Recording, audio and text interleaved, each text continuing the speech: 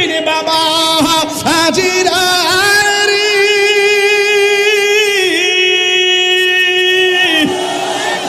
ও বিরাটের বাবা ও পাটিপাড়ার বাবারা আপনি যে এই মুহূর্তে নবীরে দেখেন ঘর বাড়ি ভাল লাগবনি সন্তান সন্ততি ভাল লাগবনি এই পাগলা ঘুমের করে স্বপ্নে দেখতেছি আমার নবী তার সামনে আয়েশা ডাক দিয়া বলে পাগল তুমি কান্দো কেন আপনারা জবান খুলে গন পাগল কেন কান্দে আমার নবী জানে কি জানে না এই পাগলা কয় নবী গো ও মায়ার নবী আমার মন চাইছিল স্টেজে দাঁড়ায়া কথা বলবো আপনার সম্মান বলবো এতগুলা ওলি আব্দুল গাউস কুতুবের সামনে বুকটা দরফর করে এই জন্য আমি দাঁড়াইতে সাহস পাই না আল্লাহর হাবিব বলেন তোমার মুখটা হা করো মুখটা হা করলো এবার পাগলার মুখের ভিতরে আমার নবী স্বপ্নে থুতু মুবারক দিল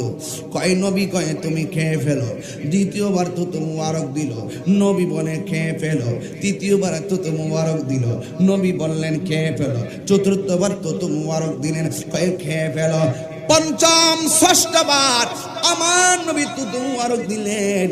দেওয়ার পরে কয় তুমি খেয়ে ফেলো পাগলা বলে আমি যখন দেখলাম নবী আমার মুখে থুতু মুবারক দেয় আমি তখন বারবার থুতু মুবারক খাইয়া ফেললাম আমার নবী আমারে বলছে আল বিদা বিদায় কয়া নবী রওনা দিছে এই মুহূর্তে নবী যখন আমার নবীর নূরানি ঝলক আমার চোখ থেকে চলে যাচ্ছে আমি তখন ঘুম থেকে ইয়া রাসূলুল্লাহ বলে দাঁড়ায়া গেলাম আল্লাহু আকবার কল আমি যখন ঘুম থেকে উঠে গেছি আল্লাহর কসম করে বলি আমি ঘুম থেকে ওঠার পরে আমার নবীর আমি স্বপ্নে দেখছি থুতু মুবারক দিছে আমি ঘুম থেকে ওইটা দেখি আমার মুখের ভিতরে জিহ্বা মুবারকে আমার জিহ্বা থেকে ওই নবীর থুতু মুবারকের স্বাদ অনুভব করতেছি ও বন্ধুরি